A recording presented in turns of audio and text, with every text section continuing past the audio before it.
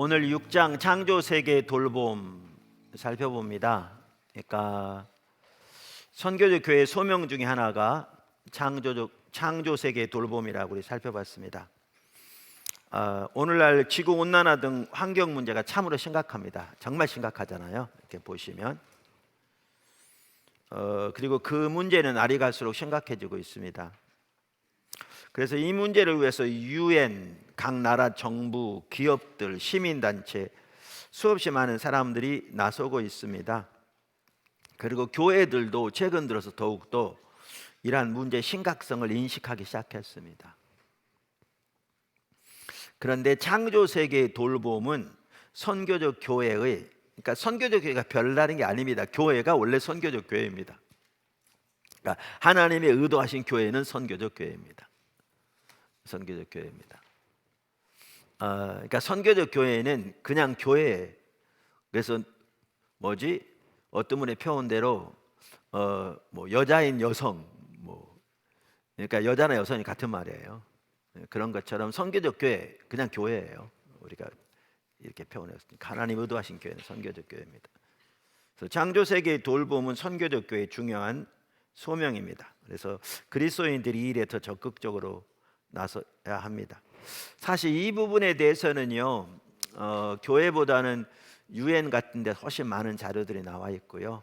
또 지금 한국 교회에서도 많은 자료들이 나오기 시작하고 있습니다.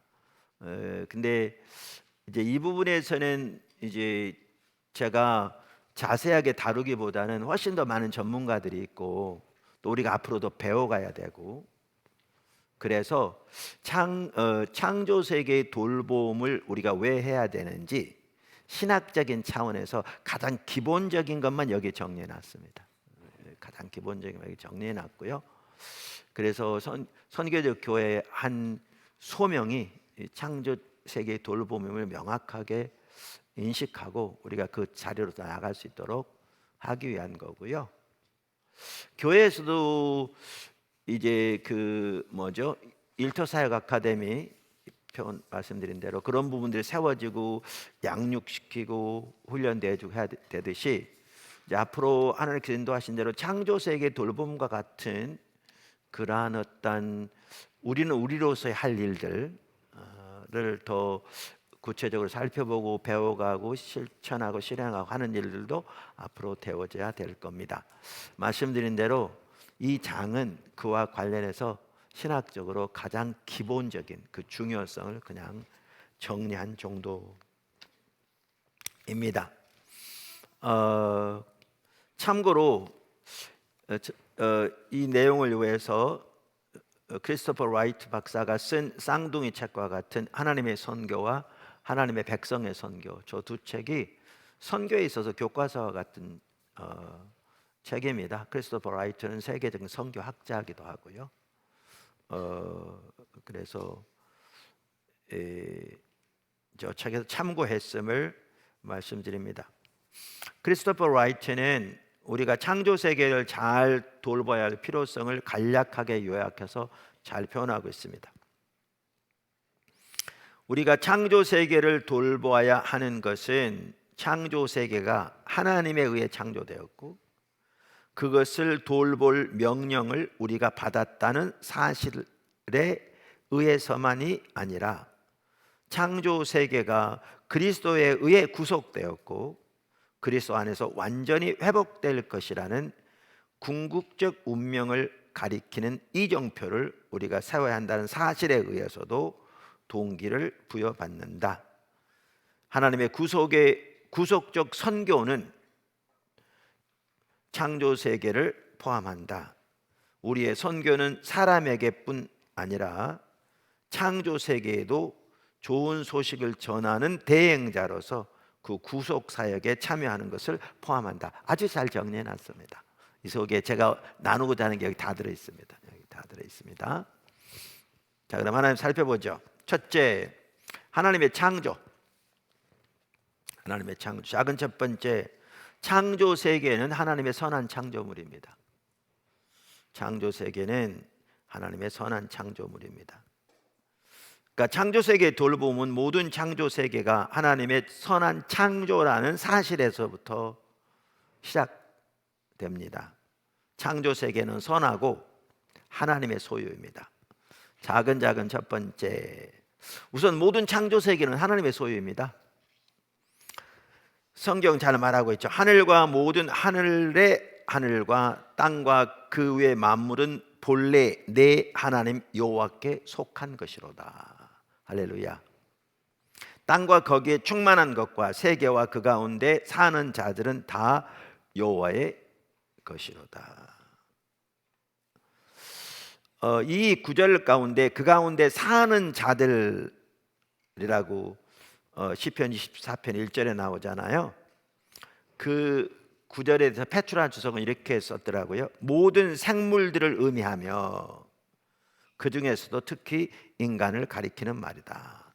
그러니까 이것은 인간만을 의미하는 게 아니라 모든 생물을 다 의미한다. 이 단어의 의미가. 욥기서 41장 11절도 누가 먼저 내게 주고 나로 하여금 갚게 하였느냐. 온 천하에 있는 것이 다 내 것이니라. 이와 같이 모든 창조 세계는 하나님의 소유입니다.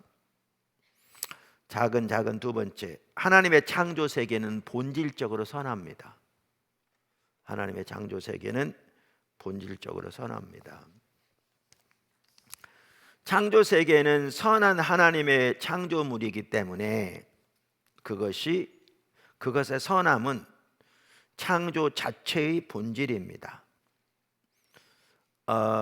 그럼 이렇게 말할 수 있거든요. 그 엄청난 폭풍으로 해서 많은 피해가 일어나고 등등등 자연재해, 또 악의 문제는 어떻게 이해할 수 있겠는가 라는 건데요. 그게 인류의 타락의 결과 중에 하나이기도 합니다. 결과이기도 합니다. 제가 답이 되는 기독교 이렇게 책 말씀드렸잖아요. 그게 어떻게 보면 속편과 같은 거예요. 그 전편이 뭐냐면 팀 켈러 하나님을 말하다 라는 책이에요. 그러니까 팀 켈러 목사님이 대학 다닐 때부터 철학과 종교를 전공했고 사모님과 함께 대학 때부터 C.S. 루이스를 엄청 많이 좋아하고 책 다 읽었고요. 그러면서 이렇게 뉴욕에서 교회를 개척한 거잖아요. 전혀 가장 세속적인 도시에서. 그러면서 성도들이 수천 명 모이고, 그러면서 이제 오래 전부터 예를 들면 주일 예배 끝나고 나서도 다양한 주제에 대해서 질문하고 답하고 하는 이런 부분들, 또 교회사의 프로그램으로 어떤 종류의 주장이든지 상대방을 존중하고 서로 듣고자 하는 자세를 가지고 있으면 나눌 수 있도록 이런 시간들도 가진 거거든요.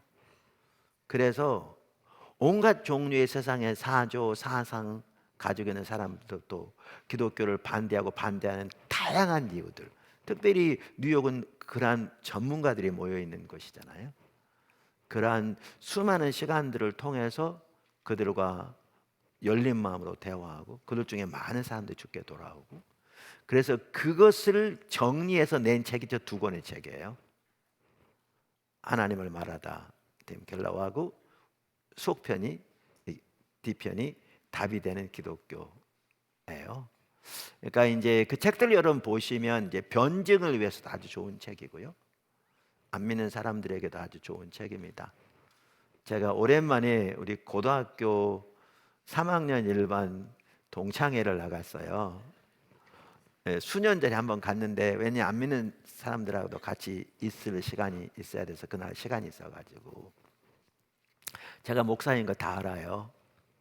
다 아는데 거기는 장로도 있고, 근데 한 명 같은 경우에는 그렇게 큰 건 아니라도 이렇게 그래도 어느 정도 규모가 있는 의류회사 사장으로 은퇴한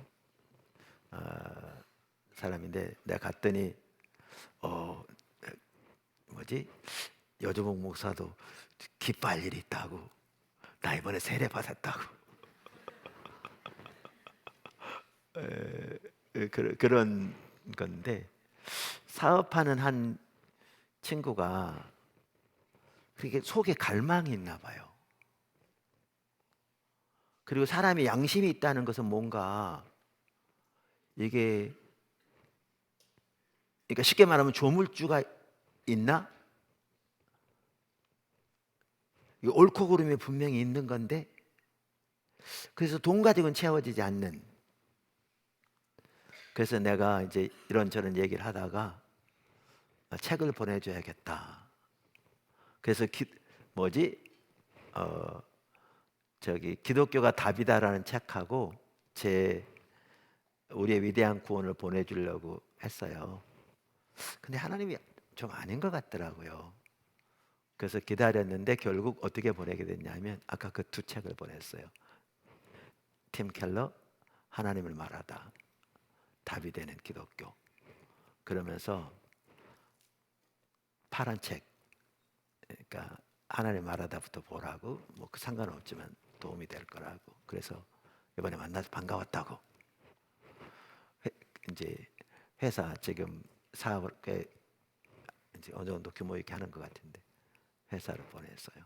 그래서 그러니까 변증에도 아주 뛰어난 책이고요. 세계관에도 아주 도움이 되는 책이고요. 하나님의 창조 세계는 본질적으로 선합니다. 그리고 그런 부분에는 찰스 콜슨의 그리스도 이제 어떻게 살 것인가, 이 책에도 아주 잘 정리하고 있습니다. 더 구체적인 아까 뭐죠? 자연재해에 대한 문제, 뭐죠? 이 땅에 존재하는 어떤 그런 악의 문제, 이런 답 아주 정말 잘 정리하고 있습니다. 그래서 창조 세계는 선한데, 그럼 선한 창조 세계가 왜 이렇게 폭력적이냐부터 시작해서 안 믿는 사람도, 믿는 사람도 마찬가지겠지만 많은 의문점이 있는 사람들에게 자신의 유익을 위해서도 다른 사람의 유익을 위해서도 그런 부분을 참조하시면요, 여러분이 되게 도움이 될 겁니다. 그래서 그냥 도움이 되게 말씀드렸습니다.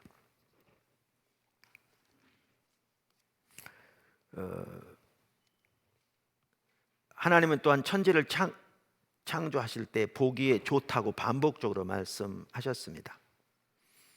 창세기 1장과 2절에 좋다 혹은 선하다라는 말이 반복적으로 나오고 나중에는 심히 좋았다라고 말하고 있는 것을 보면 그 점이 매우 강조되고 있는 걸 볼 수 있습니다. 성경에서. 크리스토퍼 라이트는 창조 세계가 선하다는 이 말은 하나님이 전 우주를 승인하셨다는 표시라고 말합니다. 그러면서 그는 이렇게 말합니다. 좋았더라 라는 선언은 창조의 매 단계마다 나온다. 처음에 빛을 창조하셨을 때부터 바다에서 땅이 드러나고, 성경 구절도 있습니다. 거기에 식물이 자라고 해와 달이 나타나 날과 계절을 이루고 물고기와 새들이 등장하고 또 땅의 짐승들이 등장할 때 좋았더라는 말이 선포된다. 이 모든 창조 세계는 인간이 세상에 나타나기 전에 하나님이 선하다고 긍정하신 것들이었다. 이렇게. 성경에서 창조 세계는 그것을 만드신 하나님을 증거합니다. 특히 하나님의 선하신 성품을 증거합니다. 성경이 그래서 반복적으로 말합니다. 여기 구절도 쭉 나와 있는데요. 우리는 선교적 교회 사건에서 성경은 모든 창조 세계를 하나님의 영원하신 능력과 신성으로 만드신, 그래서 그 속에 그것들이 깃들어 있는 하나님의 시와 같은 작품으로 표현하고 있다는 걸 살펴보았습니다. 그러니까 포이에마라는 단어가 그거거든요. 근데 동일한 단어가 에베소 1장에서 우리를 표현하면서 너희는 하나님의 작품이라 그렇게 말하고 있죠. 그래서 그 속에 하나님의 영원한 능력과 신성이 깃들어 있는, 그만큼 한 사람 한 사람은 하나님의 창조물로서 존귀한 존재들인 거죠. 존귀한 존재들인 거죠. 그래서 로마서 1장 20절 창세로부터 그의 보이지 아니하는 것들 곧 그의 영원하신 능력과 신성이 그가 만드신 만물에 분명히 보여 알려졌나니 그러므로 그들이 핑계치 못할지니라. 그 다음에 작은 세 번째, 창조 세계의 존엄성. 그러나 그것은 신적인 것은 아닙니다. 말씀드린 대로 모든 창조 세계 가운데는 하나님의 능력과 신성이 깃들어 있는, 그래서 창조 하나님의 특별한 작품입니다. 거기에 창조 세계의 존엄성이 있습니다. 그러나 신적인 것은 아닙니다. 그러니까 범신론과는 구별됩니다. 범신론은 창조 세계 자체가 신적인 존재라고 이해하는 것이잖아요. 이해하시는 거잖아요. 성경은 창조주 하나님과 창조된 만물을 명백하게 구분합니다. 창조된 것 중 그 자체가 신적인 것은 아무것도 없습니다. 이것은 이스라엘이 처한 문화적 종교적 환경에 만연했던 자연 다신론을 배제합니다. 그 당시 이스라엘 주변 나라에서 여러 가지 자연 세력들은 신적 존재로, 그러니까 별, 달, 해 등등 간주되었습니다. 따라서 많은 종교 의식들의 기능은 농사를 짓는 데 유리하도록 여러 자연 신들을 달래거나 설득하는 것이었습니다. 하지만 이스라엘 사람들에게 자연 세계는 그것이 어떤 세력이든지 현상이든지 물체든지 신적 존재가 아니었습니다. 자연 세계가 지니고 있는 커다란 힘은 전적으로 야훼 하나님의 일이며 그분의 명령 아래 있었습니다. 따라서 한편으로 이스라엘 백성들은 가나안의 풍요와 다산을 기원하는 의식을 거부했습니다. 이스라엘은 하나님 자신이 그들에게 자연의 풍성함을 제공한다고 배웠기 때문입니다. 다른 한편으로 매우 강력하고 영향력이 많은 바벨론의 별신들의 정체는 야훼의 권위 아래 있는 피조물에 지나지 않는다고 폭로했습니다. 이스라엘은 창조에 대한 독특한 믿음으로 인해 풍산신과 점성술을 믿는 주변 국가들의 세계관과 문화적으로 정치적으로 심각한 갈등을 겪었습니다. 근본적으로 다른 예를 가지고 있죠.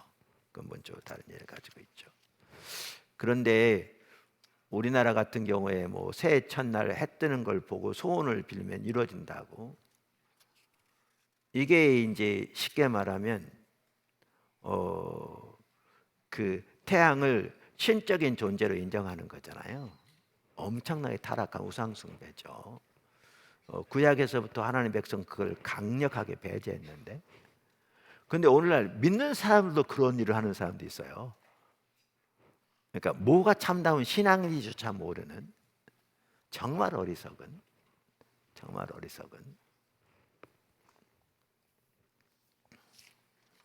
그러므로 구약 성경은 인간 외의 피조물을 존중하고 돌볼 것을 분명히 가르치지만 자연 질서를 신성화하거나 인격화하거나 인격적인 창조주와 별개인 어떤 힘을 그것에 연관시키는 경향을 반대하고 뒤엎습니다. 그러니까 창조 세계를 신성한 것으로 대하는 것과 하나님이 그 하나님의 신성으로 그 능력으로 창조하셨기 때문에 sacred, 소중한 것, 신성한 것으로 대하는 것과 신적 존재, divine으로 대하는 것은 근본적으로 다릅니다. 그 둘은 다릅니다. 그것은 인간 생명의 존엄성을 이야기하는 것과 인간을 신적인 존재로 대하는 것이 전혀 다른 것과 마찬가지입니다. 창조 세계의 신성함은 그것이 본질적으로 하나님과 맺고 있는 관계로 인한 것이지 그것 자체가 신적이라는 말은 전혀 아닙니다. 그러니까 너무나 당연한 얘기 같은데 아까도 말씀드린 대로 오늘날 적지 않은 성도들이 이 너무나 당연한 얘기에서 혼동돼 있다는 게 너무나 안타까운 현실인 거죠. 크리스토퍼 라이츠는 이렇게 말합니다. 구약은 계속해서 창조 세계를 하나님과 관련하여 취급한다. 창조 세계는 하나님께 순종하고 하나님 명령에 복종하고 하나님 영광을 나타내고 하나님이 유지하시고 제공하시는 것으로부터 유익을 얻고 하나님의 목적에 기여한다. 그 목적에는 인간에게 필요한 것을 공급해 주거나 인간을 심판하시는 하나님의 도구로 쓰임 받는 것이 포함되어 있다. 물론 그것이 전부는 아니다. 이처럼 인간 외의 피조물에는 우리가 귀하게 여겨야 하는 신성함이 있다. 이스라엘의 율법, 예배, 예언은 분명히 창조 세계를 신성하게 취급했다. 그러나 어떤 형태이든 자연을 숭배하는 것은 창조주와 피조물을 바꾸어 버리는 것이다. 그것은 이스라엘이 계속해서 경고받았던 우상 숭배이며 바울이 인류의 고의적 반역과 사약이라는 비극과 연결시키고 있는 것이기도 하다. 자, 작은 다섯 번째인가요? 모든 창조 세계는 하나님을 예배하고 찬양하도록 창조되었습니다. 할렐루야. 모든 창조 세계는 하나님을 예배하고 찬양하도록 창조되었습니다. 그러니까 창조 세계는 창조주 하나님의 찬양과 영광을 위해 존재합니다. 그러니까 웨스트민스터 신앙고백 소요리 문답 첫 번째죠. 인간의 최고 목적은 하나님의 영화롭게 하고 영원토록 그분을 즐거워하는 것이다 써 있는데요. 이게 인간의 최고 목적뿐만 아니라 모든 창조 세계의 최고 목적이기도 합니다. 성경에 의하면.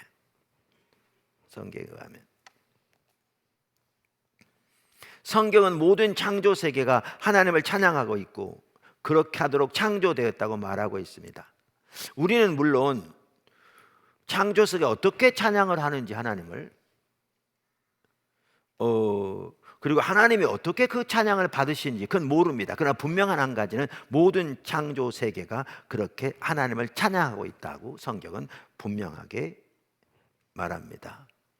그래서 시편 19편 1절 하늘이 하나님의 영광을 선포하고 궁창이 그의 손으로 하는 일을 나타내는도다.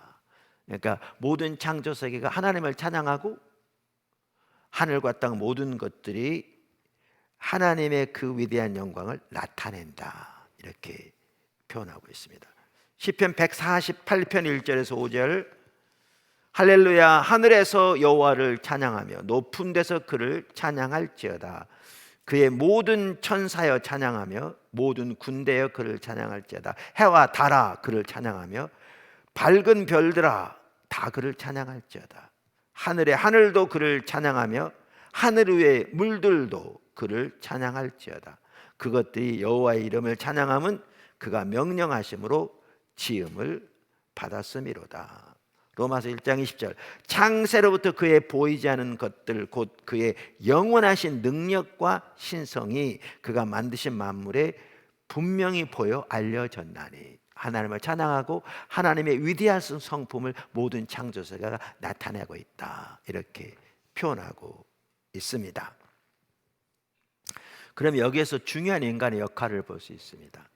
그것은 모든 창조세계가 하나님을 더욱 찬양할 수 있도록 돕는 것입니다.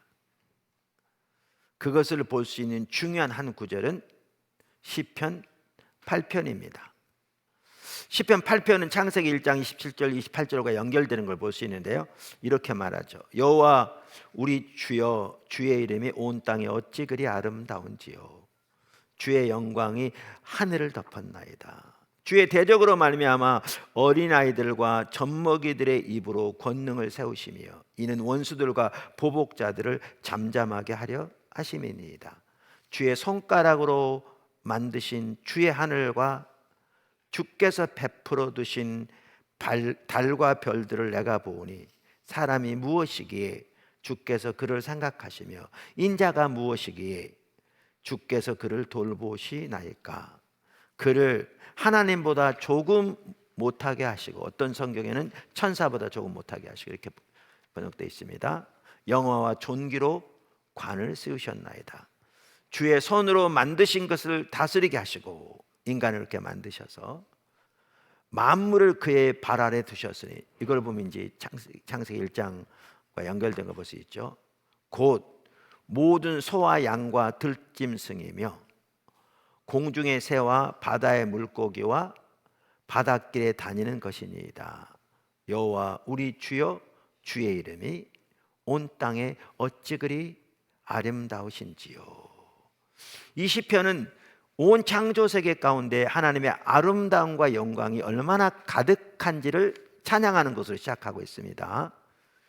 그러면서 이 시편은 그 일을 위해 하나님께서 인간을 주의 손으로 지으신 것을 다스리게 만드셨다, 이렇게 말하고 있습니다. 그러면서 끝나기를 여호와 우리 주여 주의 이름이 온 땅에 어찌 그리 아름다운지요 라고 끝남으로써 하나님께서 모든 창조 세계를 다스리도록 인간을 세우셨는데 하나님은 모든 창조 세계 가운데 하나님의 아름다움과 영광이 더욱 가득하도록 그것을 관리하게 인간을 세우신 걸 볼 수 있습니다. 그것을 관리하게 인간을 세우신 걸 볼 수가 있습니다. 그래서 크리스토퍼 라이트는 이렇게 말합니다. 전체 창조 세계의 일부인 우리 인간은 스스로 하나님을 찬양하고 영화롭게 하기 위해 존재할 뿐 아니라 또한 다른 피조물들도 그렇게 하도록 촉진시키기 위해 존재한다. 크레이그 바톨로메와 마이클 고인도 그걸 이렇게 표현합니다.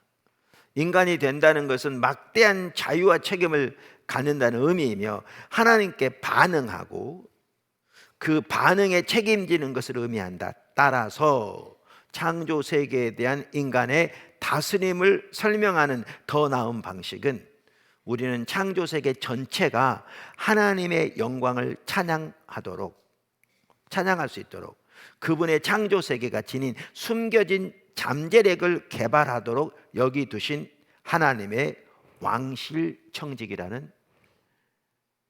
청직이라고 말하는 것이다.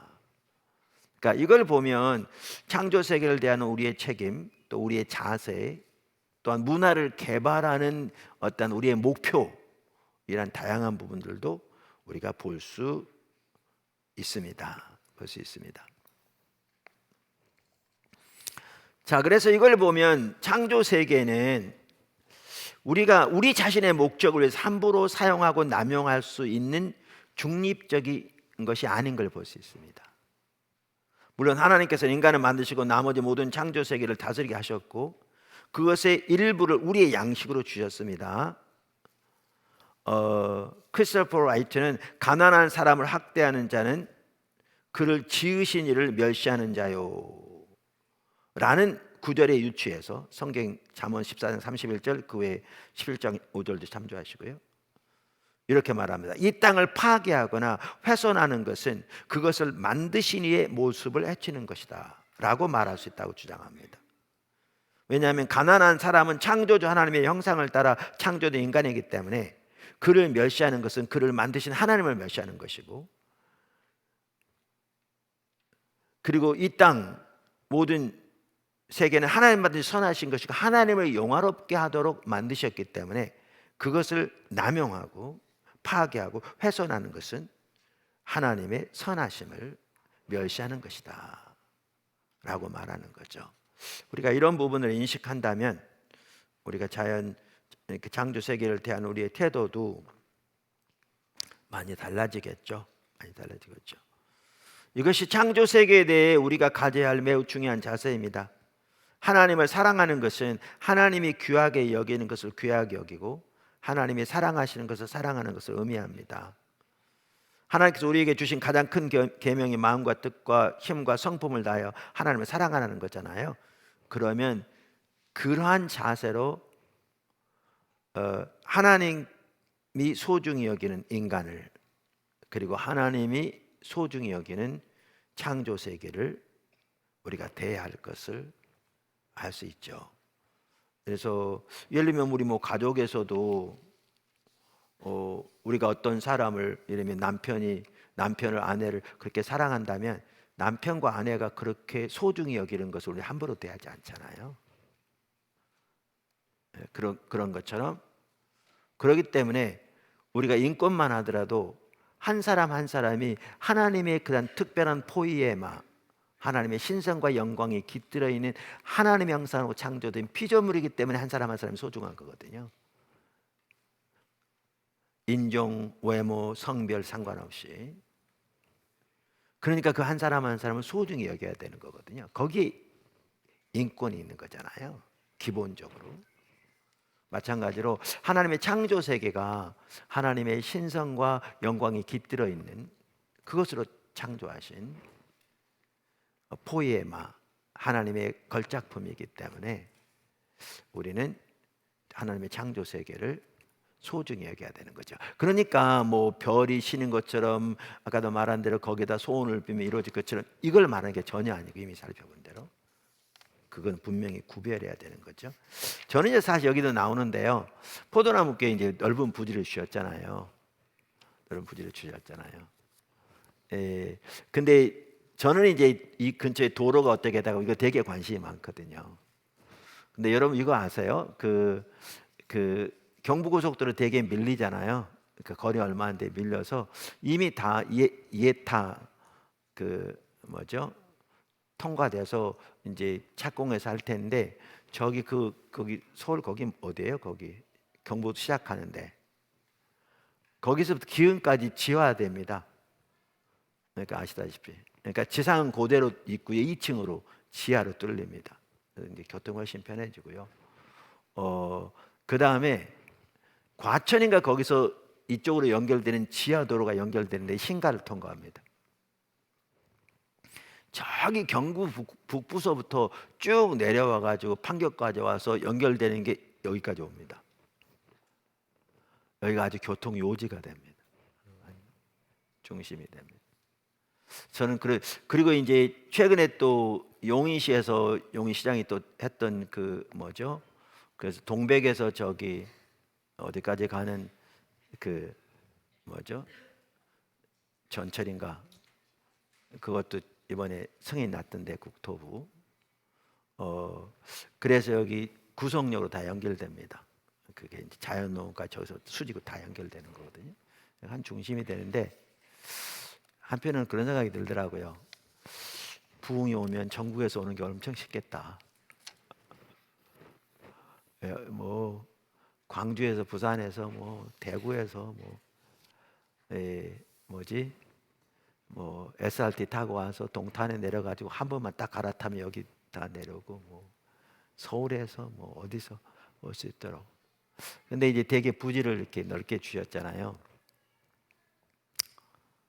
처음에 제가 이제 목회하면서 이제 눈에 보이는 게 그거죠. 목사는 처음에 뭐만 보였냐면 아파트 단지 있으면 저 잔진의 상가에 교회 개척하면 좋겠다 이런 거 보였어요. 그런데 이제 교회가 어느 정도 잘하니까 이제 부지를 사서 건축을 해야 되잖아요.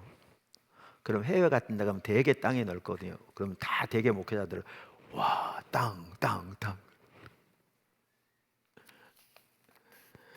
이제 필요가 보이니까 그러겠죠. 이제 우리 이제 건물도 많이 있고 부지가 있는데 저는 갈 때마다 뭐만 보이는 줄 아세요? 조경만 보입니다. 지금은.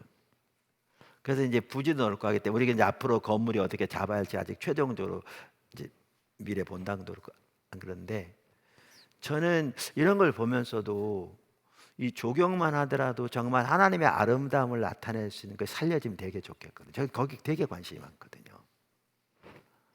그랬더니 이제 우리 형제 하나는 그런 업에 종사하는데 한 번은 저한테 와가지고 아파트 단지 새로 꾸미면 이제 돈 뭐 수천만 원대 수억 들어가지고 뭐 소나무 같은 거 되게 막 와서 하잖아요. 그런 거 말고, 그러니까 인위적으로 된 거 말고, 인위적으로 하지 않고도 정말 특별한 지혜를 따라서 안목을 따라서 그 하나님의 영광을 드러낼 수 있는 그런 분이 진짜 관심이 많거든요. 저는 개인적으로. 그래서 나무 자르는 것도 함부로 못 자르게 합니다. 어떨 때는 이제 건물의 파괴가 안 좋다고 그래서 할 수 없이 자르기는 그럴 때도 있는데요. 많은 분들은 그냥 쉽게 팍 잘라버리고. 저는 심지어 뭐까지 관심이 많냐면 여기 이렇게 벽이 있잖아요. 거기다 장미 50다리가 다 내려오는 거. 근데 어떤 분이 모르고 다 잘라버렸어요. 간편한 것만 보는 거죠.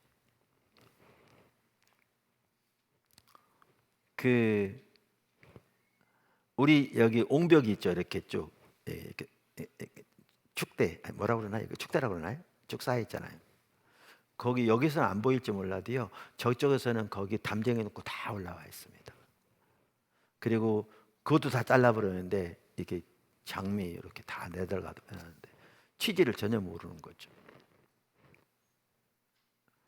그러면 왜 그거 해놓은 줄 아세요? 우리는 상관없어요. 우리는 어차피 안 보여요. 그럼 멀리서 다른 사람들이 교회를 볼 때 시멘트를 벽으로만 쫙 해보세요. 얼마나 숨이 막히겠어요.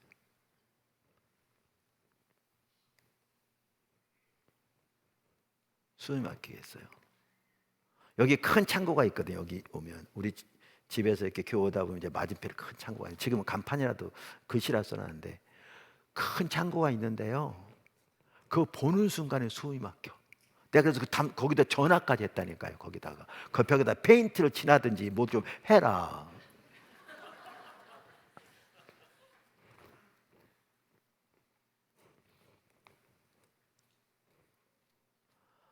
자 보세요. 벽 하나라도요 이렇게 해놓으면 이렇게 담대고 놓고 상대방이 볼 때 우리는 안 보일지 몰라도 그리고 거기에 철을 따라 꽃하고 이제 가꾸는데 노력이 들어갈지 모르지만 장미 예를 들어 보세요. 사람들이 얼마나 안식을 주겠어요. 얼마나 하나님의 아름다움이 모여지겠어요. 돈만 많이 들인다고 되는 게 아니고요. 그래서 저는 이제 그 성도들 중에서도 그런 이해를 가지고 이렇게 하나님 주신 안목 가지고 많이 봉사하고 또 많이 이렇게 하나님의 모든 창조가 하나님의 영화를 하도록 돕는 게 우리의 소명인데 이제 그런 부분에도 힘썼으면 좋겠어요. 힘썼으면 좋겠어요.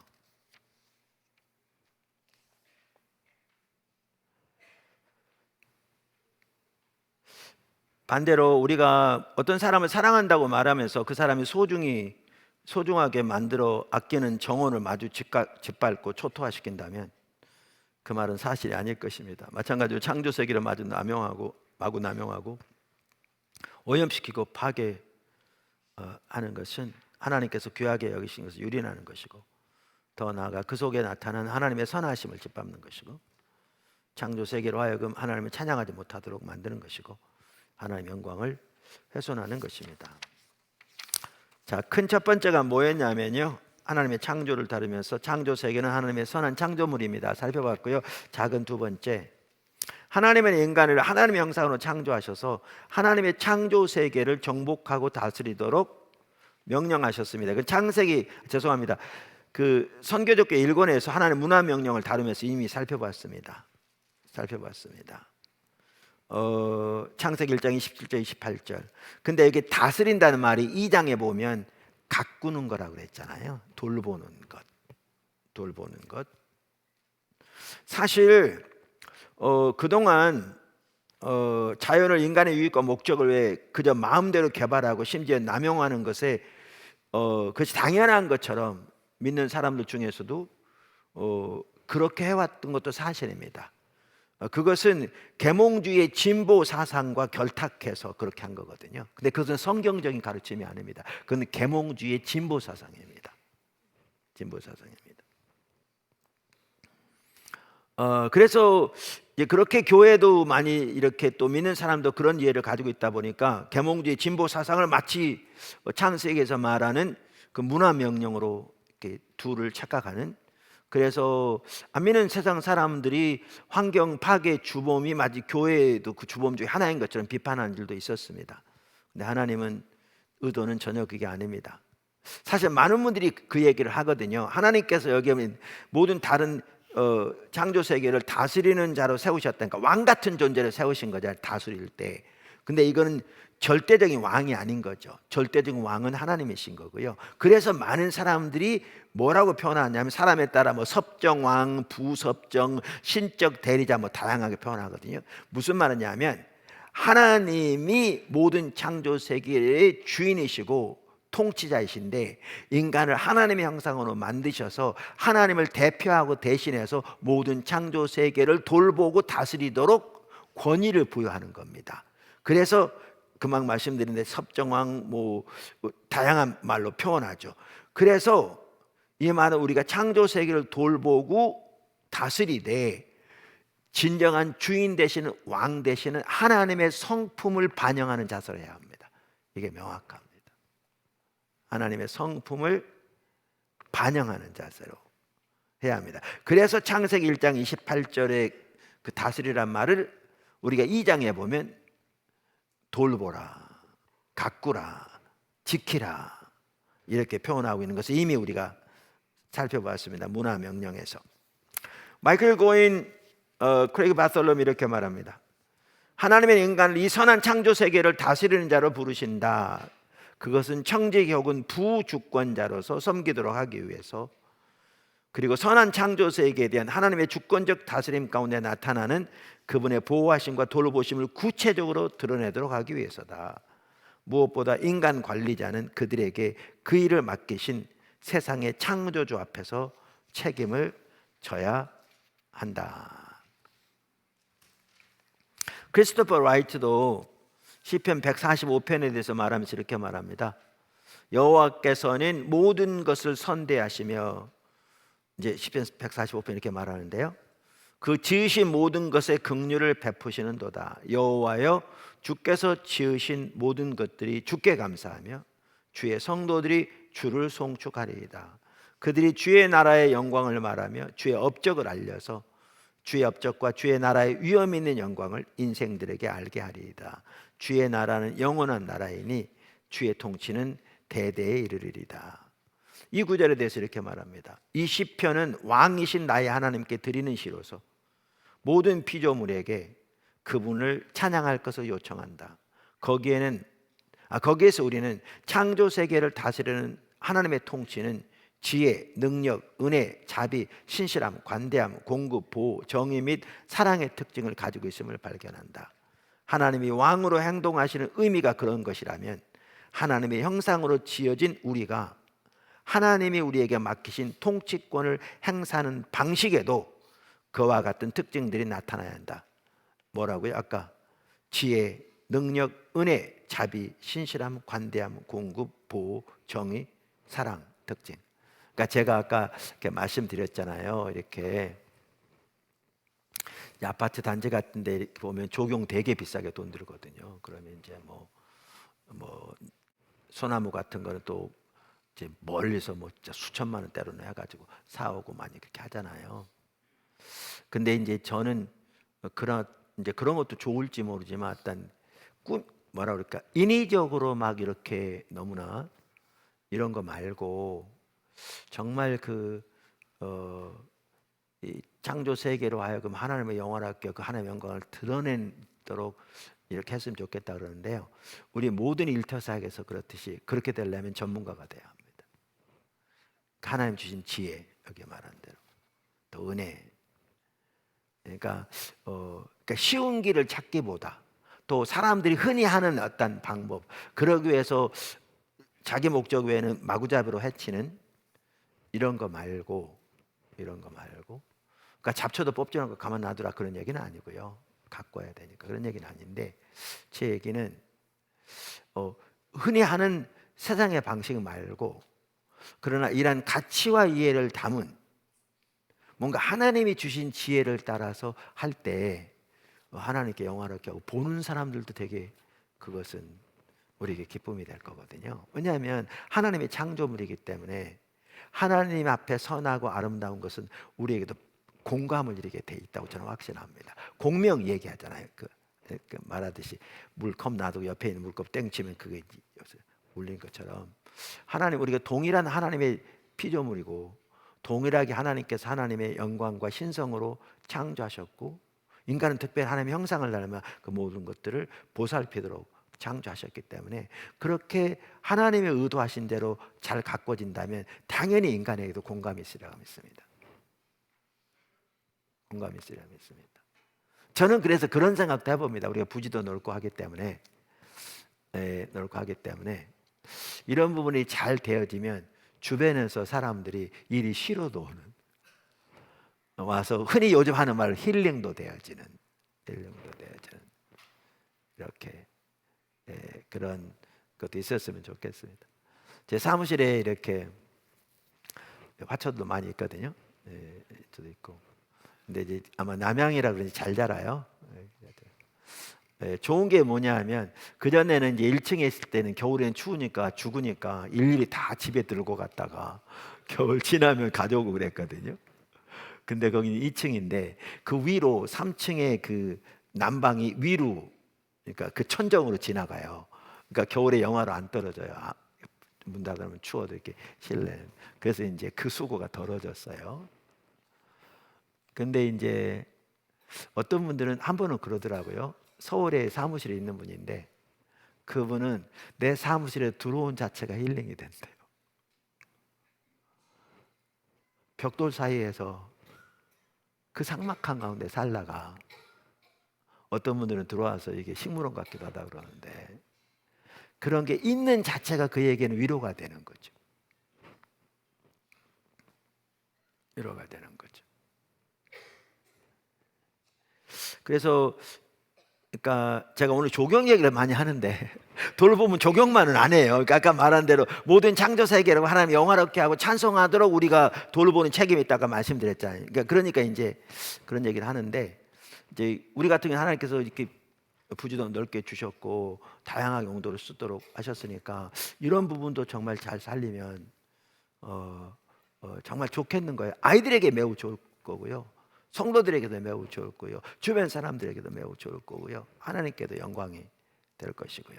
그러니까 저는 그 얘기 가끔 하거든요. 자 보세요. 여러분, 이게 좀 얘기 나와서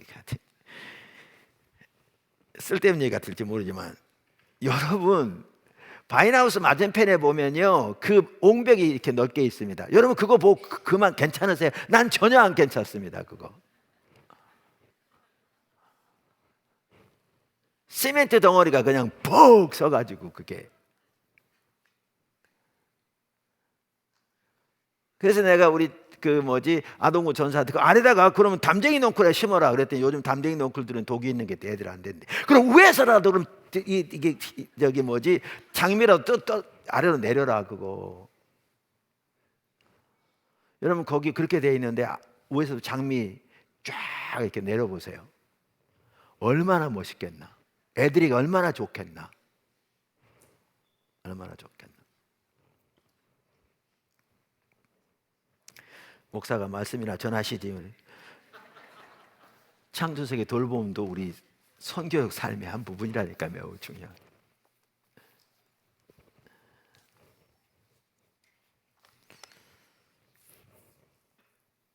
아멘. 동의하시면 아멘.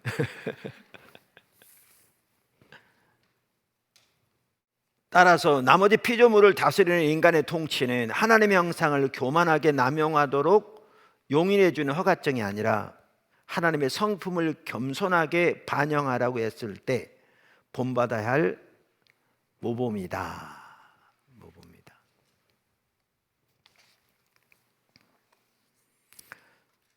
그러니까 요즘은 이제 또 어떻게 막아버리냐면, 이제 세상 사조가 이제 하나님의 창조라기보다는 이제 하나님을 배제하면서 가다 보니까요. 심지어 이제 그러다 보니까 요즘은 창조세계 돌봄, 우리가 말한 창조세계 돌봄인데, 아까 환경론자 이런 사람들 같은 경우에는 이게 지나치게 가서 어떨 때는 인간의 생명보다 동물의 생명이 더 소중한, 이렇게 가버린 경우도 많습니다. 정말 심각하게. 이런 부분은 나중에 또 기회 되면 나누겠죠.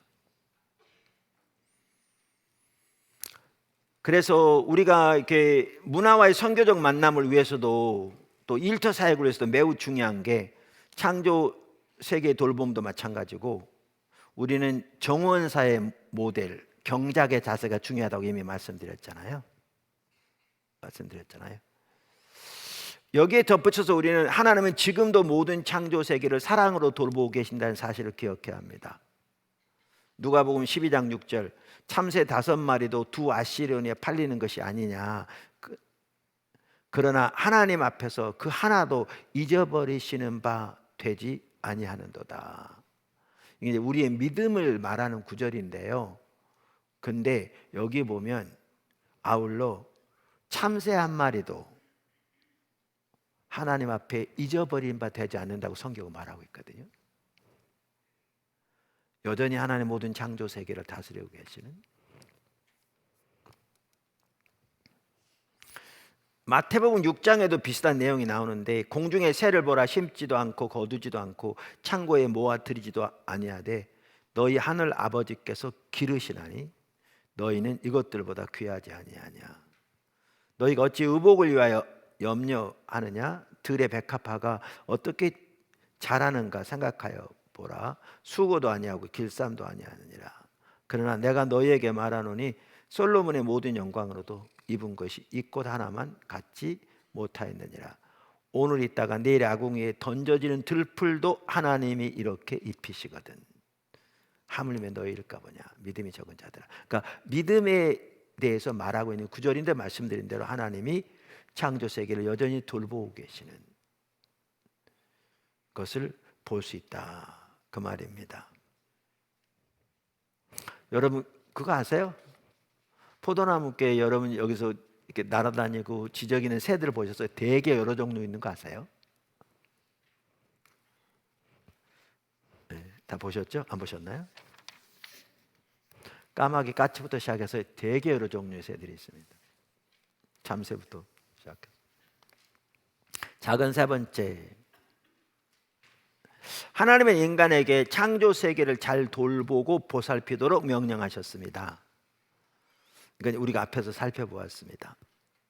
그래서 다스리라고 그랬는데 아까 언급한 것처럼 창세기 2장에 보면 여호와 하나님이 그 사람을 이끌어 에덴 동산에 주어 그것을 경작하게 하시고 지키게 하시고 경작하며.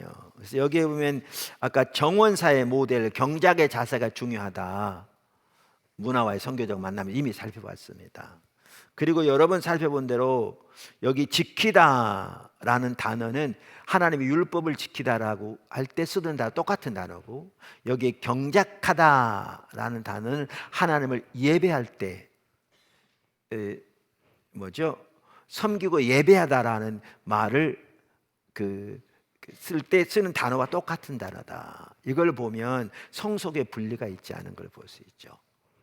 그래서 아까 말씀드린 정원 사의 모델로 경작의 자세로 창조 세계를 돌봄 그 자체가 하나님께 대한 예배인 것도 볼 수 있습니다. 이 단어가 쓰여진 걸 보면 하나님께 대한 예배인 걸 볼 수 있습니다. 이제 그러면서 이 창세기 1장과 2장을 크리스토퍼 라이트가 아주 잘 이렇게 연결하고 있는데요. 그는 이렇게 말합니다.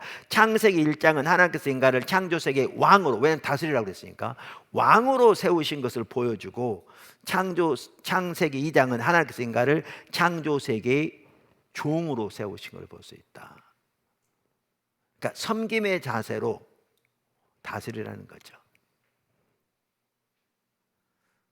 그러면서 그는 말하기를 인간은 창조세계의 종이며 종됨은 인간이 창조세계를 다스리는 왕권을 행사하는 방식이다. 그러니까 섬김으로 다스리라. 이 두 개의 균형이 너무 중요합니다. 크리스토퍼 라이트는 심지어 이렇게 말합니다. 이와 같이 인간은 하나님이 창조하신 환경을 섬기고 돌보도록 그 가운데 배치된다. 이는 우리가 땅을 다스리는 요점이 우리 자신의 유익을 위함이 아니라 땅의 유익을 위함이라는 점을 분명히 한다. 하나님은 우리를 창조하셔서 나머지 피조물을 섬기고 지키면서 다스리게 하셨다. 즉 열심히 일해서 창조 세계를 돌보고 그것에 최선의 이익을 보호하도록 하셨다. 그러면서 그는 데이브 북리스라는 사람을 인용하는데요. 이렇게 말합니다. 신약 성경에서 예수님이 우리에게 주신 대이임령은 하나님이 성경 첫 부분에서 우리에게 주신 바로 그 최초의 대임령과 함께 보유돼야 한다. 그러니까 대임령 문화명령에 같이 가야 한다, 그 말입니다.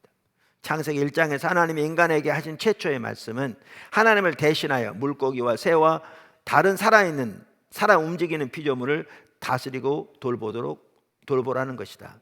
이것은 인간이 된다는 것이 무엇을 의미하는지 보여주는 보편적인 직무기술서라고 할 수 있다. 우리는 왜 여기에 있는가라는 질문에 대한 궁극적인 대답은 하나님을 예배하고 섬기기 위해서가 되어야 한다. 그 예배와 섬김의 첫 번째 요소로 성경이 이야기하는 것은 바로 창조 세계를 돌보는 것이다. 우리가 이미 앞에 살펴봤잖아요. 자, 하나님 모든 창조하셨습니다. 인류의 타락으로 인해서 죄가 들어옵니다. 죄가 모든 창조 세계에 영향을 미칩니다. 그리고 하나님께서 예수님을 보내셔서 창조 세계를 구속하십니다. 그리고 예수님의 부활로부터 시작한 창조의 역사를 구현해 가시면서 확대해 가시면서 교회를 동역자로 부르셨습니다. 예수님이 다시 오실 때 모든 창조 세계가 온전히 회복될 겁니다. 그러면 우리가 이미 살펴봤잖아요. 새하늘과 새 땅은 다시 처음으로 돌아간다는 거죠.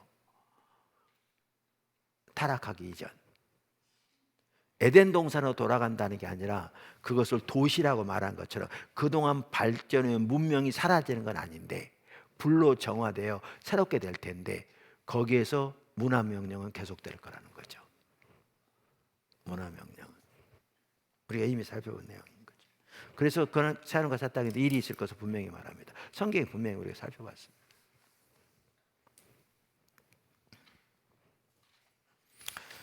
하나님은 이 명령을 단순히 그리스도에게만 주신 것이 아니라 하나님 형상으로 창조된 모든 인간에게 주신 것입니다. 그러므로 하나님은 이와 관련해서 모든 인간에게 책임을 물으실 것입니다. 자, 큰 두 번째, 하나님의 창조를 살펴봤고요. 두 번째, 예수님을 통한 구속은 모든 창조 세계의 구속입니다. 이건 우리가 여기 지금 하나님 구속의 포괄적인 성격 여러 번 봤고요. 대표적인 구절이 골로새서 1장 15절에서 20절. 여기에 보면 모든 것이 예수님에게 예수님에 의해 예수님을 위해 창조되었다. 거기 다 포함됩니다. 그리고 하나님께서 예수님의 십자가를 통해 그 모든 것들을 하나님과 화목케 하셨다. 이미 살펴본 구절들입니다. 여러 번. 그래서 예수님의 구속에는 모든 창조 세계 전체의 구속이 포함됩니다. 그것을 잘 보여주는 구절이 로마서 8장입니다. 어떤 성도들 중에 산상수훈 외우고 난 다음에 그 말씀이 사람 움직이고 삶에서 함께 하신 걸 너무 이렇게 느끼면서 귀하게 경험하고 로마서 8장도 외우겠다 저한테 말한 분이 몇 분 있거든요. 그 로마서 8장 어떻게 보면 바울 서신서의 꽃이 로마서고 로마서의 꽃이 8장이라고 흔히들 말하는데 거기에 보면 이러한 부분들을 잘 볼 수 있습니다. 세 번째, 하나님의 구속의 완성, 새하늘과 새 땅. 그러니까 모든 하나님의 구속이 완성되고 그 새하늘과 새 땅에 이제 영원히 우리가 그걸 살게 될 거잖아요. 그럼 그걸 보아도 창조 세계 돌봄이 얼마나 중요한가를 볼 수 있습니다.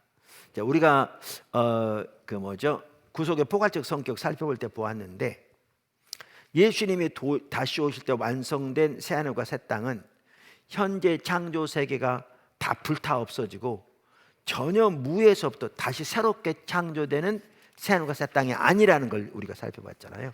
예수님의 부활에서도 볼 수 있듯이 현재 창조 세계와 새하늘과 새 땅 사이에는 불연속성이 크지만 거기에는 연속성도 존재한다.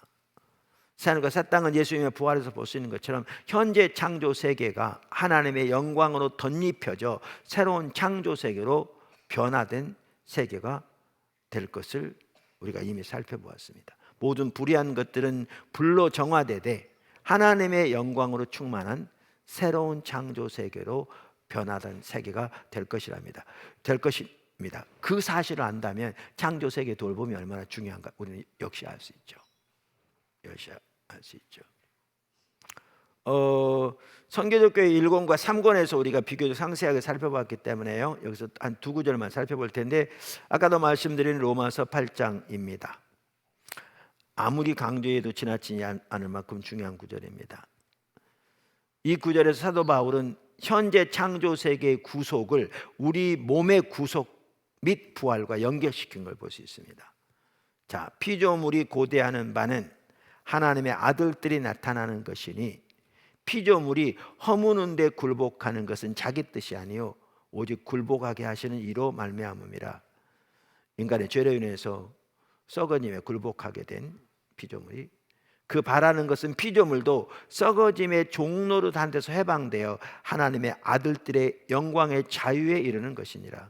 피조물이 다 이제까지 함께 탄식하며 함께 고통을 겪고 있는 것을 우리가 아느니라. 그뿐 아니라 또한 우리 곧 성령의 처음 익은 열매를 받은 우리까지도 속으로 탄식하며 양자될 것 곧 우리 몸의 속량을 기다림이니라. 우리가 그 구속의 날을 탄식하며 기다리듯이 피조물 모든 창조 세계도 그렇게 하고 있다라고 명확하게 말하고 있습니다. 베드로서 3장 이 구절 우리가 앞에 살펴보았습니다.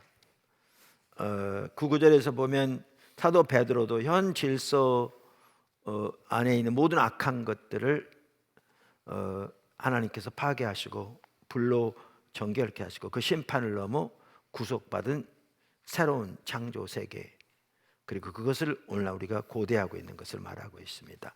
고린도서 3장 10절에서 13절, 베드로 후서. 그러나 주의 날이 도둑같이 오리니 그날에는 하늘이 큰 소리로 떠나가고 물질이 뜨거운 불에 풀어지고 땅과 그 중에 있는 모든 일이 드러나리로다. 이 모든 것이 이렇게 풀어지리니 너희가 어떠한 사람이 되어야 마땅하냐? 거룩한 행실과 경건함으로 하나님의 날이 임하기를 바라보고 간절히 사모하라. 그날에 하늘이 불에 타서 풀어지고 물질이 뜨거운 불에 녹아지려니와 우리는 그의 약속대로 의의가 있는 곳인 새하늘과 새 땅을 바라보도다. 사도 베드로 여기서 새하늘과 새 땅을 바라보고 있잖아요. 그런데 이 구절에서 매우 중요한 구절이 드러나리로다라는 단어라고 여기 10절에 그러니까 킹제임스 성경은 이것을 태워질 것이다 라고 번역하고 있는데, 이렇게 이 구절을 볼 것이냐 아니면 드러나리로다 라고 볼 것이냐, 해석의 문제가 중대한 이렇게 차이를 가져온다. 그런데 이건 앞에서 상세하게 살펴봤습니다. 드러나리라고 보는 것이 더 타당한 해석이다. 그 뭐죠? 배경들을 쭉 우리가 이미 살펴보았습니다. 그러니까 영어 킹제임스 성경 및 일부는 태워질 것이다라고 번역하는데, 그렇게 번역하면 현재 창조세계 전체는 마지막 날에 모두 불타 없어질 것이고, 그래서 완전히 제로가 될 것이고 다 없어질 거, 전혀 무에서 새하늘과 새 땅이 새롭게 창조될 것을 의미합니다. 그렇게 된다면 우리가 하는 소위 세상 일은 생계를 위해서 필요할지 몰라도 하나님 앞에서는 별 중요하지 않습니다. 창조세계 돌봄도 의미가 없습니다. 환경오염 심각성 지금 불편할지 의미 없으면 어차피 다 불타 없어질 텐데, 그리고 전혀 새로운 새하늘과 새 땅이 무로부터 생기게 될 텐데, 말씀드린 대로 우리가 하는 모든 일 아무런 의미가 없죠. 그러면 이제 어떻게 되느냐? 그냥 구원받으면 그냥 이 땅에 사는 동안에 그냥 살다가 주님 오시면 다 되는 겁니다. 그런데 오늘날 그렇게 생각하는 사람 절대 적지 않습니다. 심각한 거죠. 어차피 주님 다시 오실 때 모든 것이 새롭게 될 것이기 때문에. 그리고 그렇게 되면 거룩한 행실과 경건함으로 하나님의 날이 임하기를 바라보고 간절히 사모하라 라는 말은 세상 일은 중요하지 않으니 영적인 일에만 집중하면서 주님 다시 오시는 그날을 간절히 바라보라는 의미로 이해되는 거죠. 그러니까 시한부 종말론자들처럼 주님 다시 올지 모르니까 그들은 때로 날짜도 정해놓고 자기네끼리 모여서 기도원이나 아니면 따로 모여서 그렇게 기도하고 있는, 그러니까 우스운 게요, 그렇게 기도하고 있으면 주님이 오실 때 들림받는답니까?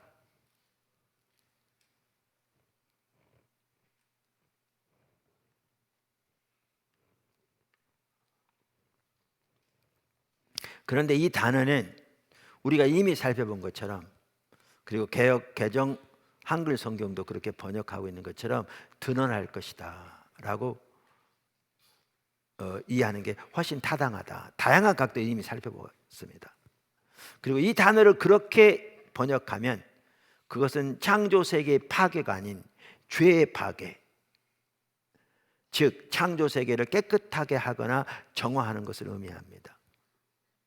성경은 땅과 그 안에 있는 모든 일을 그 대상으로 명시합니다. 그렇다면 이 구절이 의미하는 바는 창조 세계의 말살이 아니라 창조 세계 내에 있는 그 모든 악을 태우고 파괴해서 우리가 사는 죄악이 가득한 세상 질서를 정화시키는 것을 의미합니다.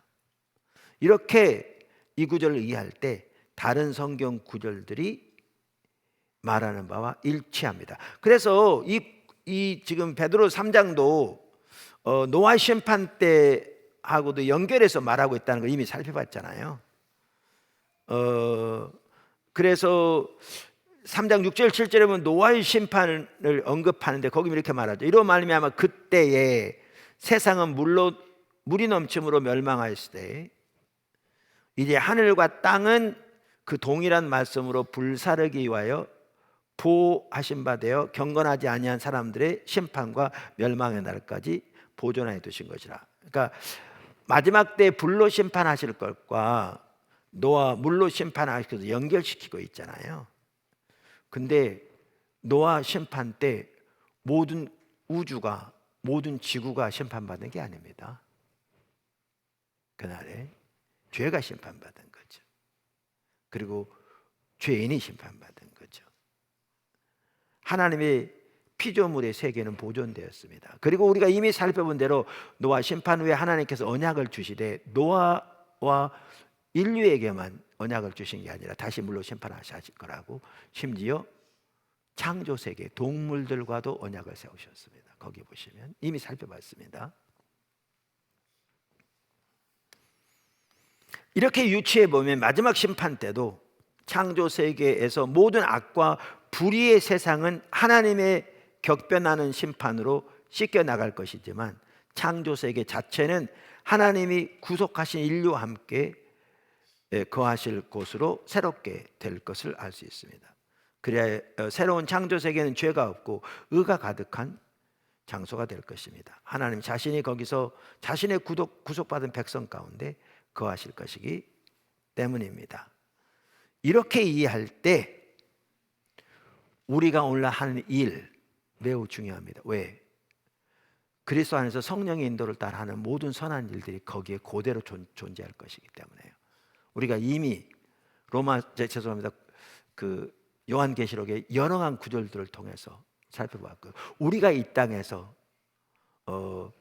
행한 문화의 구속 그대로, 죄는 정화되되 악은 정화되되 그 선한 것들은 그대로 그것에 남아 있을 것을 우리가 이미 보았습니다. 그래서 거기에 일의 영속성이 있고요, 우리의 섬김이 영원한 가치를 가진 것임을 거기서 볼 수 있죠. 성경 여러 구절이 그걸 말하죠. 이미 살펴봤습니다. 그래서 몇 차례 인용했습니다만 마이클 호틀 같은 경우는 장로교 신학자로서 뛰어난 사람이거든요. 책을 30권 이상 쓴. 그 마이클 호튼을 팀 켈러 목사님도 인용하면서 그가 한 말이 이거잖아요. 전부 불타 없어질 것이다 라고 생각하느냐. 이게 아까 킹 제임스가 번역한 것처럼 그런 이해로 보는 거죠. 아니면 모든 피조물이 굴레에서 해방되어 하나님의 자녀들의 자유에 동참하기를 갈망한다라고 생각하느냐. 이거는 이제 로마서 8장이 말하는 대로 그날에 모든 창조 세계도 악은 정화되되 하나님의 영광으로 덧입혀져 새하늘과 새 땅으로 남아있을, 그렇게 생각하느냐에 따라 일상생활이 크게 달라진다. 우리의 일에 대한 이해, 문화의 구속에 대한 이해, 또 환경에 대한 우리의 자세 달라진다 그 말이죠. 정말 잘 표현하고 있습니다. 프란시스 브리저는 그것을 종합적으로 잘 표현합니다. 생태학적 책임에 대한 주된 논지는 옛 창조와 새 창조 사이에 연결해 있다. 이제 무슨 말인지 아시겠죠? 우리는 창조주께서 에덴 동산에서 우리에게 하신 명령을 지향하기 때문이 아니라 미래를 지향하기 때문에 지구의 청지기로 부르심을 받았다. 우리는 창조된 질서를 보존하고 향상시키고 행동하면서 그리스도 안에서 다가오는 하나님의 통치를 가리키고 있다. 그런 거로 생태학적 윤리는 인간 중심적이 아니다. 그것은 창조와 구속에서 정당성을 입증하시는 하나님의 행동을 증거한다. 역설적으로 마지막에 창조의 새로운 질서를 가져오시는 분은 하나님이시고, 우리는 단순히 미래에 대한 표시판을 세우고 있다는 사실 때문에 의욕을 상실할 필요는 없다. 오히려 그것은 도덕적 그리고 기술적 자율의 부담으로부터 우리를 자유롭게 하고, 주권에 대한 인간의 주장들이 상대적이라는 것을 분명하게 해준다. 세계가 하나님의 것이고 우리의 노력은 이상적인 유토피아를 건설하는 것이 아니라, 이게 이제 모더니즘의 진보 사상이고요. 그게 아니라 하나님의 지도 아래 하나님 나라의 교두보를 건설하고 있다는 지식은 우리를 겸손하게 만들고 도덕적 순종의 자리로 이끌어간다. 결론적으로 창조된 인간으로서 우리의 사명은 하나님이 창조하신 창조 세계를 돌보는 것입니다. 그리고 그 사명은 구속받은 하나님의 백성인 우리에게 더욱 그러한데, 모든 인간에게 그러하지만 우리는 창조 세계의 구속 또한, 그러니까 온전한 구속이죠, 고대하기 때문입니다. 이와 같이 그리스도인에서 우리의 생태학적 활동은 창조적 차원과 구속의 차원 둘 다를 지닙니다. 생태학적 활동은 성경의 맨 처음부터 맨 마지막까지 창조 세계를 향한 하나님의 목적에 관해 우리에게 가르치는 바에 대한 선교적 반응입니다. 그러면서 여기에 보면 이제 피터와 미란다 해리스 부부인데요, 성경은 드라마다라는 책에 보면 이 부부의 예가 나옵니다. 영국의 한 교회에서 부목사로 섬기던 피터는 탄자니아에서 선교 사역을 할 곳을 찾고 있었습니다. 그런데 하나님은 피터와 미란다 부부에게 전혀 다른 계획을 보여주셨습니다. 하나님의 창조 세계와 특히 새에 대한 사랑에 이끌린 피터와 미란다는 그들의 어린 새 자녀, 그리고 또 다른 영국인 부부와 함께 1983년 포르투갈로 이주해서 기독교 자연보호단체인 로차, 바위라는 뜻이랍니다, 를 설립합니다. 그 당시에 환경에 대한 깊은 관심을 가진 그리스도인이 많지 않았습니다. 당시 포르투갈에는 헌신된 그리스도인 생태학자도 없었고 현지 조사센터도 없었습니다. 그 나라의 남쪽 해안을 따라 있는 서식지들은 파괴되기 쉬운 상태였고 보호가 필요했습니다. 특별히 한쪽 강 어귀에 있는 엄청난 철새 서식지가 그 일에 초점이 되었습니다. 로차의 직원은 현지 조사를 맡아 새들의 이동 유형을 연구하고 새들의 수를 세고 지역의 생물 종들을 조사했습니다. 이 자료는 전국적인 자연보호단체와 공유할 공식 보고서에 기록되었습니다. 그 고된 수고는 보상을 얻었습니다. 포르투갈 정부는 로차 근처의 강 어귀를 환경보호지역으로 승인했습니다. 그 로차 사역에 대해서 아까 바톨로메와 마이클 고인 그 성경 드라마 책에서 이렇게 말해요. 제가 읽어보겠습니다. 하나님 얼마나 귀하게 하시는지. 로차의 현재 조사센터는 공동체를 강조하는 점에서 독특하다. 배경도 다양하고 능력 수준도 다른 사람들, 풋내에서부터 조류학 박사까지 다양한 사람들이 이곳에 와서 자료를 모으는 일을 돕고 지역의 생태학에 대해 배운다.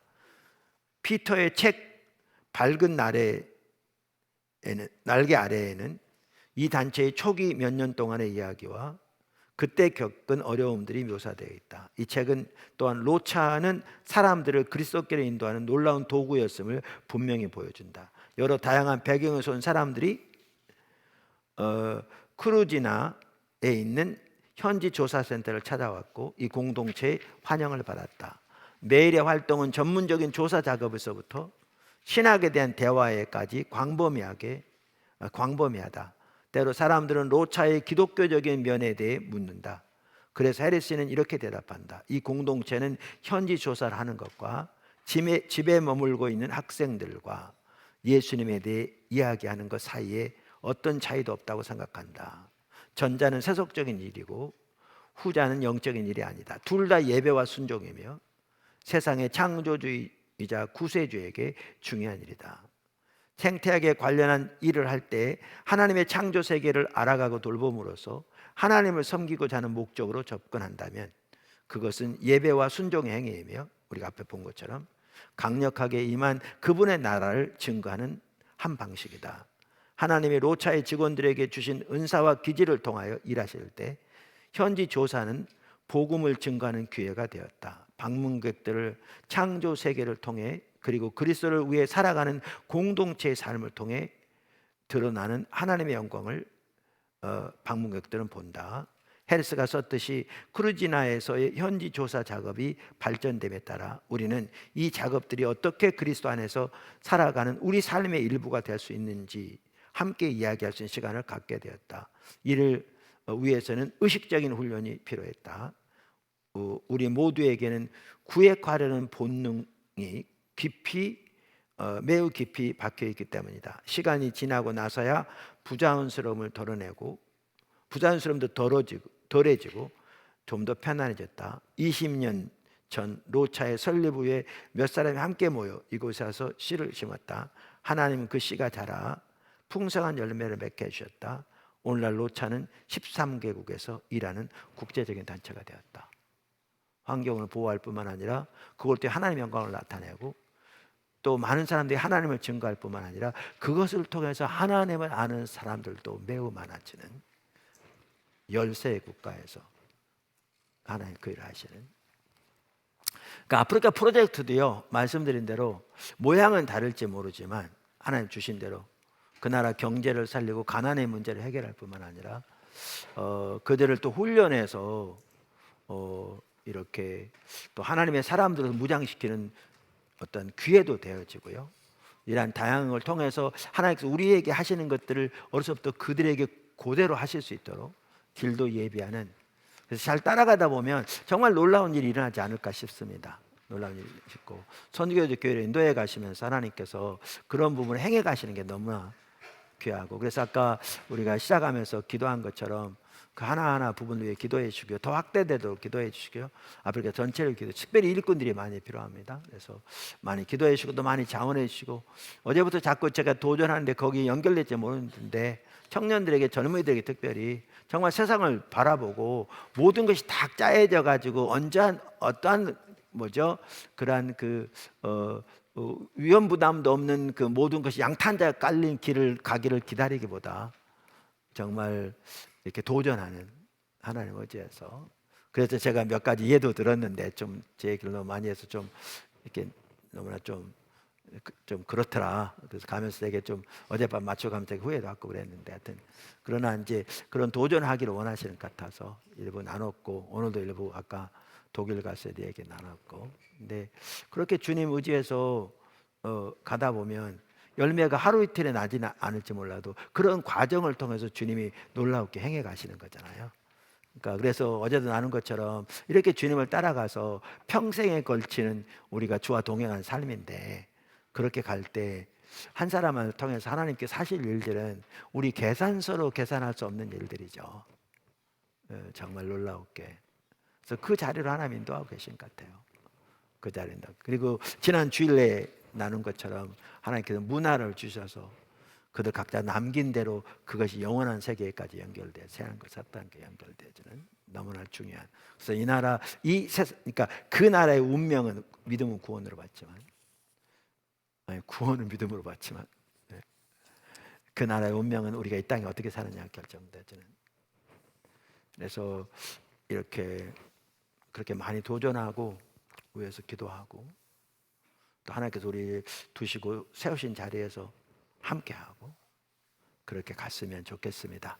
이번 주간에 선교적 교회의 소명 전반적으로 살펴봤는데요, 모일 때마다 하나님께서 항상 함께 하신 걸 보면서 감사하고 있습니다. 자, 기도하겠습니다. 주님 감사합니다.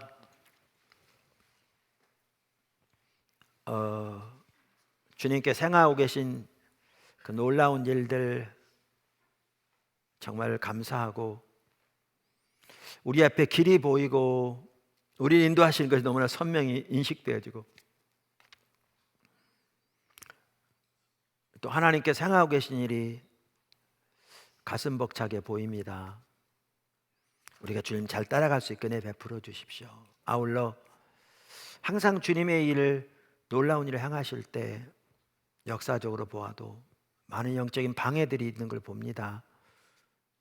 하나님께서 주관하셔서 모든 방해들을 물리치시고 길을 내시며 앞서가셔서 마음껏 주의 일을 이루시고 또 그 일에 그렇게 적극적으로 또 함께할 아프리카 프로젝트만 하더라도 사람들을 세우시고 무장시켜 보내셔서 한 손에 복음 들고 한 손에 사랑을 들고 온 땅 구석구석 열방을 덮는, 특별히 젊은이들이 또는 은퇴자들이 또는 모든 연령층의 사람들이 그렇게 온 땅을 덮는 그날이 또한 속히 오게 은혜 베풀어 주십시오. 사람들은 교회가 침체되어 있다고 말합니다. 틀린 말이 아닐 수 있습니다. 하나님 여전히 살아계시고 우리가 주님의 얼굴을 구하며 주님을 사랑하기를 추구하고 주님의 인도를 따라 순종할 때 어느 때보다 강력한 일을 주님이 하고 계신 것을 봅니다. 하나님 마음껏 영광 받으시고 각 사람에게 하나님이 넘치는 지혜, 총명, 은혜 부어주셔서 우리 각자에게 각기 다른 생명과 시간과 물질과 재능 주시고 우리 각자가 그걸 가지고 우리 주님 오시는 그날까지 새하늘과 새 땅 완성하기 전까지 각자 장사하라고, 주님 오셔서 그 모든 걸 회복하시고 새롭게 하시되 그때까지 우리가 해야 할 일이 있음을 분명히 보이신 주님, 우리가 그렇게 주님 잘 따라가도록 넘치는 은혜를 부어주십시오. 포도나무교회를 예수님 축복하고 사명교회 선교를 예수님 축복하고 연합하는 모든 교회들을 예수님 축복합니다. 주님 감사합니다. 주님의 뜻을 마음껏 이루어 주시옵소서. 모든 영광 주님께 돌리며 무한한 찬양 주님께 드리고 예수님의 이름으로 감사하며 축복하며 기도드렸습니다. 아멘. 우리 하나님께 감사의 박수 드리겠습니다. 말씀드린 대로 내일은 쉽니다. 네, 이번 비전 치료는 오늘로 마칩니다.